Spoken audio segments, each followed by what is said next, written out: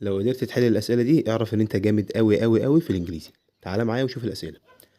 أول سؤال بيقول My neighbor music at night I can't sleep. يعني جاري بيعزف موسيقى بالليل وأنا مش بقدر أنام. يا ترى هستخدم usually plays ولا is usually playing ولا was usually playing؟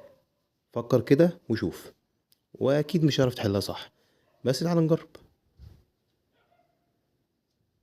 ها، عرفت تحلها؟ طيب استناني في آخر الفيديو هقولك الحل بتاعها. جاهز للسؤال التاني؟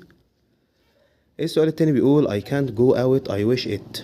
بيقولك مش قادر أذهب للخارج أتمنى لو الجو أو السماء didn't rain hadn't rained wasn't raining.